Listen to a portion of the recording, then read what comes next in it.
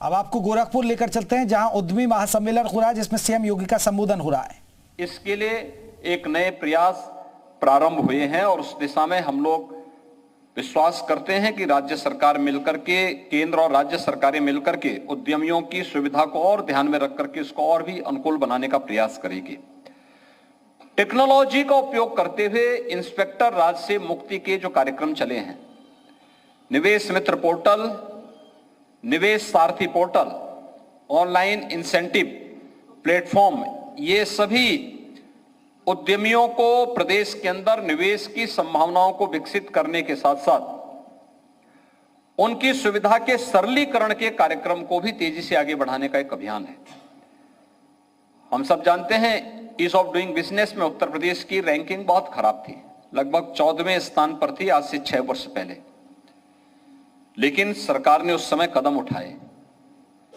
व्यापक रिफॉर्म किए, ऑनलाइन सुविधाओं को विकसित किया। आज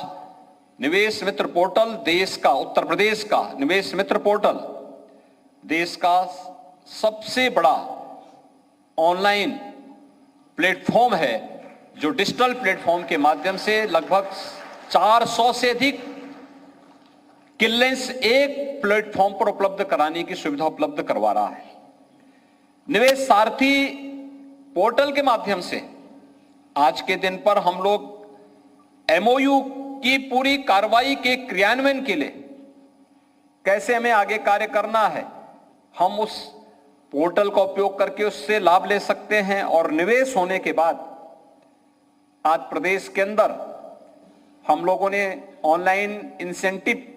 प्लेटफॉर्म को भी उपलब्ध करवाने की कार्रवाई को आगे बढ़ाया है, जिसके माध्यम से जिस निवेशक ने अपना निवेश कर लिया है उसको शासन से मिलने वाली इंसेंटिव का लाभ भी उसे समयबद्ध तरीके से प्राप्त हो सके, उसके लिए भी उन्हें कार्यालयों का चक्कर न लगाना पड़े। इसके लिए सरकार के स्तर पर नए प्रयास प्रारंभ हुए हैं। भाइयों बहनों, ये सभी प्रयास जो सरकार के स्तर पर हुए हैं, चाहे वे रिफॉर्म के हों, चाहे वे परफॉर्म के हों, और चाहे वह प्रदेश के अंदर इन सबके लिए लैंड बैंक बनाने का कार्य हो या फिर बेहतर कानून व्यवस्था और सुरक्षा का माहौल बनाने का, यह उत्तर प्रदेश ने पिछले 6-6.5 वर्ष के अंदर जो कुछ भी किया है, आज उसी का परिणाम है कि प्रदेश में ग्लोबल इन्वेस्टर समिट का आयोजन जब उत्तर प्रदेश कर रहा है, हमने फरवरी 2023 में अपना ग्लोबल इन्वेस्टर समिट जब आयोजित किया था, अब तक हमें उस क्रम में जो निवेश के प्रस्ताव प्राप्त हुए हैं उनकी संख्या 40 लाख करोड़ रुपए के प्रस्ताव की। आप याद करिए, 40 लाख करोड़ रुपए के निवेश के प्रस्ताव आज उत्तर प्रदेश को प्राप्त हुए हैं। आज जब हम उत्तर प्रदेश के किसी एक आयोजन को आगे बढ़ाते हैं, आपने देखा होगा अभी सितंबर माह में ग्रेटर नोएडा में इंटरनेशनल ट्रेड शो का आयोजन किया गया था। आप में से बहुत सारे उद्यमी वहां उस कार्यक्रम के साथ सहभागी बने थे। और उस इंटरनेशनल ट्रेड शो में आपने देखा होगा 70,000 तो उस पूरे कार्यक्रम में केवल बायर्स आए थे, और टोटल आने वालों की संख्या 4 लाख थी, जिन लोगों ने 3 दिन के अंदर यानी 4 दिन के अंदर इस पूरे कार्यक्रम में सहभागी बनकर के सफलता की एक नई ऊंचाइयों को आगे बढ़ाया था। ग्रेटर नोएडा का एक्सपो सेंटर, उसके जो 14 सभागार हैं, पहली बार उसमें इतनी एग्जीबिशन लगी हुई थी, इतने एग्जीबिटर आए थे, जिसमें लगभग 450-500 की संख्या में विदेशी भी थे, फॉरेन बायर्स भी थे, और फॉरेन एग्जीबिटर, वहां फॉरेन बायर्स भी उस कार्यक्रम के साथ सहभागी बने थे। उत्तर प्रदेश के पोटेंशियल को देख करके सब आश्चर्यचकित थे। क्या ये कुछ उत्तर प्रदेश में हो रहा है? क्या ये सब चीजें उत्तर प्रदेश में हैं? उनको आश्चर्य होता था इन सभी चीजों को ध्यान रखकर, देख करके। लेकिन ये नया उत्तर प्रदेश है, नए भारत का नया उत्तर प्रदेश। इंफ्रास्ट्रक्चर से लेकर के, प्रदेश में बेहतर कानून व्यवस्था को लेकर के, ईज ऑफ डूइंग बिजनेस से लेकर के, चाहे वह प्रदेश के अंदर दी जाने वाली किसी भी अन्य प्रकार की सुविधा और सुरक्षा के बेहतर माहौल को आगे बढ़ाने के लिए प्रदेश सरकार ने दिशा में बेहतर प्रयास किए हैं और मैं आज के इस अवसर पर आप सबसे ये अपील करूंगा, हमें भी उसके लिए अपने आप को तैयार करना पड़ेगा। याद रखना, आज का समय कंपटीशन का, एक स्वस्थ प्रतिस्पर्धा को आगे बढ़ाने का है। इस स्वस्थ प्रतिस्पर्धा में अगर आप अपने आप को तैयार करेंगे, कोई कारण नहीं कि आप मार्केट में टिके रह पाएंगे, कोई कारण नहीं इसमें, क्योंकि पूरी दुनिया विश्वसनीयता की दिशा आज भारत की तरफ देख रही है और भारत में उत्तर प्रदेश की तरफ देख रही है। तो स्वाभाविक रूप से यह समय आपका है। उत्तर प्रदेश सरकार ने इस समय अनेक प्रयास प्रारंभ किए हैं, व्यापक रिफॉर्म किए हैं। आपने देखा होगा 46 वर्ष लगे हैं नोएडा, ग्रेटर नोएडा को विकसित करने में। तब हमारे पास 33,000 एकड़ लैंड वहां उपलब्ध हो पाई और आज वो स्वरूप वहां का दिखता है। आज आप एनसीआर में चले जाइए, कहीं भी, दिल्ली हो या एनसीआर का कोई भी अन्य पार्ट,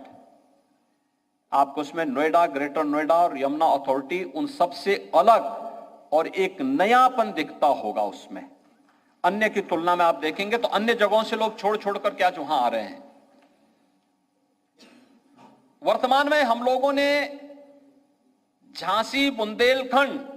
क्षेत्र में भी एक नए औद्योगिक संस्थान के निर्माण की कार्रवाई को आगे बढ़ाया है और नोएडा, ग्रेटर नोएडा को बसने में लगे 46 साल और कुल 33,000 एकड़ लैंड वहां के लिए उपलब्ध हो पाई थी।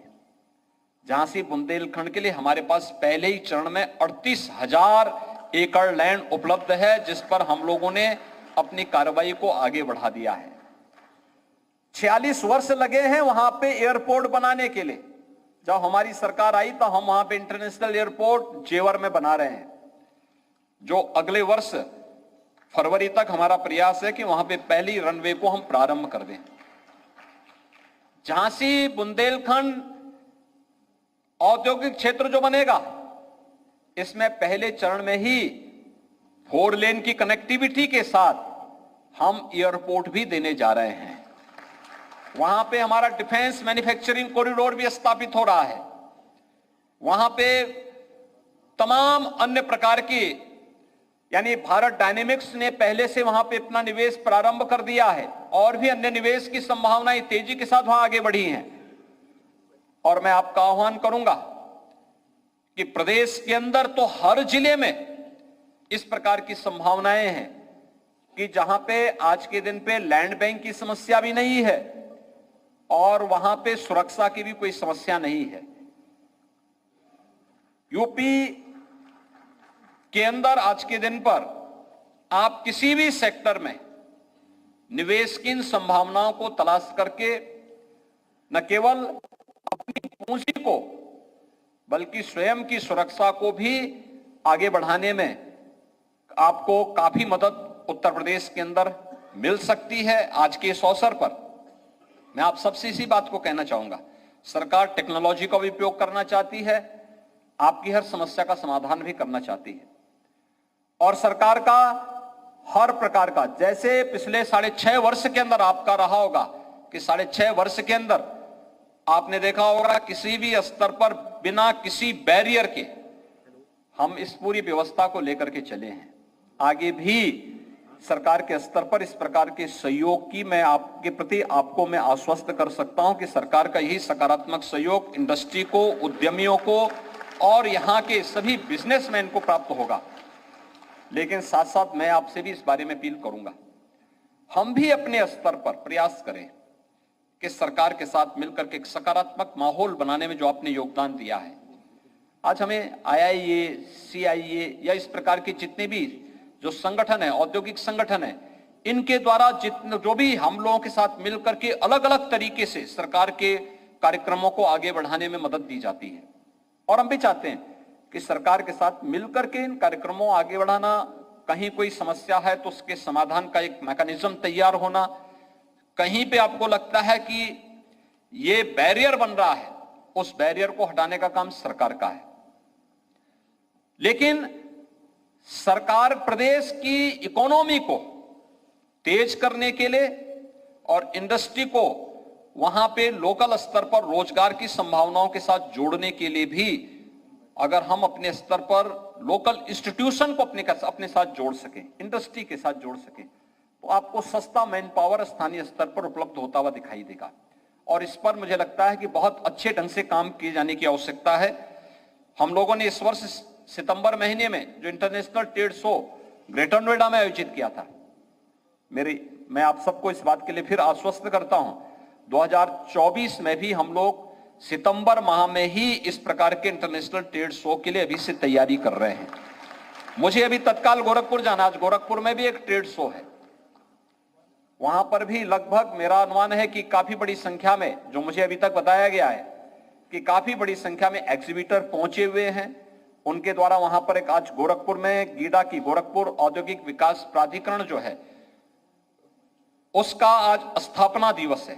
उसके स्थापना दिवस के अवसर पर आज वहां पे भी एक बहुत बड़ा एग्जीबिशन वहां लगी हुई है। उस एग्जीबिशन में काफी एग्जीबिटर वहां पहुंचे हुए हैं और वहां पे भी काफी बड़ी संख्या में उद्यमी आज एकत्र हुए हैं। उस कार्यक्रम के लिए जाने के कारण मैं आपके यहां, मैंने इसीलिए अपने एमएसएमई मिनिस्टर को पहले यहां भेज दिया था कि इस कार्यक्रम, हमारी विधानसभा भी चल रही है और ये भी हमारा सप्लीमेंट्री डिमांड्स इसी शीतकालीन सत्र में आने के नाते विधानसभा की भी अपनी व्यस्तता है। तो इस अवसर पर मैं आप सबको इस बारे में कहूंगा कि सितंबर 2024 में फिर इंटरनेशनल ट्रेड शो के लिए अभी से आप लोग अपनी तैयारी करिए। जैसे इस बार आपने देखा होगा कि इंटरनेशनल बायर्स भी बड़ी संख्या में आए थे, ऐसे ही हमारा प्रयास होगा कि अगले वर्ष भी काफी बड़ी पैमाने पे देश और दुनिया के बायर्स इस अवसर पर उपस्थित हों, इन कार्यक्रमों के साथ एक सफलतम आयोजनों के साथ जुड़ें और फिर केवल नोएडा ही नहीं, प्रदेश की राजधानी लखनऊ है, आगरा है, वाराणसी है, प्रयागराज है या फिर बुंदेलखंड के क्षेत्र हैं, अन्य क्षेत्रों में भी इस प्रकार के ट्रेड शो हो जिससे लोगों को आगे बढ़ने का अवसर प्राप्त हो। प्रदेश में हम लोगों ने बहुत सारे कार्यक्रमों को आगे बढ़ाया है। खासतौर पर हम लोगों का पहले से इस पर फोकस भी है और प्रधानमंत्री जी ने दीपावली के पहले भी इस बारे में आह्वान किया था कि लोकल प्रोडक्ट को खरीदने के लिए लोगों को प्रोत्साहित करना। और हम लोगों ने पहले से भी यहां से शासनादेश जारी किया है। आज यहां पे मुख्य सचिव भी हैं, मैं मुख्य सचिव महोदय से भी इस बारे में कहूंगा। हमारा प्रयास होना चाहिए कि शासकीय क्रय की जितनी भी योजनाएं हैं उसमें हमारा प्रयास होना चाहिए कि स्थानीय प्रोडक्ट को हम प्राथमिकता दें और कम से कम 25% की लिमिट को तो हम प्रभावी ढंग से उसको लागू करने की कार्रवाई को तेजी के साथ आगे बढ़ाएं। वैसे भी हमारा प्रयास होना चाहिए, अगर लोकल इंडस्ट्रीज को हम प्रोत्साहित नहीं करेंगे, बस शर्त यह है कि क्वालिटी वे दें, क्वालिटी में कॉम्प्रोमाइज नहीं होना चाहिए, लेकिन हमें उसको प्रमोट करना चाहिए। और स्थानीय स्तर पर अगर हम उन्हें अन्य सुविधाएं दे रहे हैं तो हमारा प्रयास होना चाहिए कि लोकल स्तर पर रोजगार के लिए भी हम उन्हें प्रोत्साहित करने के लिए कहें कि लोकल इंस्टीट्यूशन को ये जोड़ सकें, अच्छा मैन पावर मिलेगा। और अब तो सरकार ने बहुत सारी स्कीम, यानी पीएम इंटर्नशिप की स्कीम भी आई है और सीएम इंटर्नशिप की स्कीम भी आई है, जिसमें अगर इंडस्ट्री इंस्टीट्यूशन से जुड़े हुए उन छात्रों को अपने साथ जोड़ती है, आपको हैंड्स मिलेंगे काम करने के लिए, लेकिन साथ साथ मानदेय देने में केंद्र और राज्य सरकार भी आपको आधी मदद कर देगा। तो आपके पास तो आपके पास एक वर्ष के लिए कुछ लोग मिलेंगे कार्य करने के लिए। आपने उसके बाद उसको मानदेय देने के बाद 1 वर्ष के बाद आप उसको सर्टिफिकेट देकर के जाएंगे, उसके पास एक एक्सपीरियंस होगा आपके यहां कार्य करने का। लेकिन साथ साथ आपके मानदेय के आधे लोड को सरकार स्वयं ले रही है। हमें इन सभी योजनाओं का लाभ भी लेना है। एनसीआर से जुड़े हुए जो मामले हैं कि एनसीआर में जो एनजीटी के कारण या commission for air quality management CAQM के द्वारा जो वहां पे तमाम जेनसेट को बंद करने के आदेश दिए गए हैं, मेरी आपसे अपील है, सरकार ने वर्तमान में बहुत सारी चीजों को आगे बढ़ाया है, खासतौर पर ई बिलिंग को भी। और इसमें हमने सोलर पॉलिसी के अंदर, रूफटॉप सोलर पॉलिसी के अंतर्गत हम लोगों ने वहां पर जो व्यवस्थाएं दी हैं उस व्यवस्था का भी लाभ अगर आप ले सकेंगे तो मुझे लगता है कि आपको वहां पर जितनी आपकी बिजली की खपत इंडस्ट्री के लिए होगी उसमें भी आपको मदद मिलेगी और साथ साथ पॉल्यूशन की समस्या का समाधान निकालने की दिशा में मैं एमएसएमई विभाग से कहूंगा कि एक बार पावर कारपोरेशन के साथ मिलकर के वहां पर जो हमारी पॉलिसी चल रही है उस पॉलिसी को कुछ हम लागू कर चुके हैं। होम बायर्स के लिए हम लोगों ने लागू कर दिया है, इंस्टीट्यूशन के लिए लागू कर दिया है, इंडस्ट्री के लिए भी हम लोगों ने उस दिशा में प्रयास प्रारंभ किया है कि कॉमर्शियल और इंडस्ट्री के लिए भी इस दिशा में आगे प्रयास करें। तो इस पर भी वे कुछ नए प्रयास को आगे बढ़ाने का कार्य कर रहे हैं, तो इस पर भी हमारा प्रयास होना चाहिए कि इसको हम तेजी के साथ आगे बढ़ा लें। ये कुछ चीजें थी जिन पर आप लोगों की ओर से आप लोगों को मुझे सरकार की तरफ से अपनी बात को यहां पे रखना था। मुझे पूरा विश्वास है कि यह उद्यमी सम्मेलन अपने लक्ष्यों को प्राप्त करेगा और प्रदेश के अंदर एक बेहतर औद्योगिक वातावरण बनाने में, खासतौर पर एमएसएमई सेक्टर को और बूस्टअप करने में यह मदद करेगा। इस दिशा में उत्तर प्रदेश ने पिछले 7 वर्ष में बहुत प्रगति की है।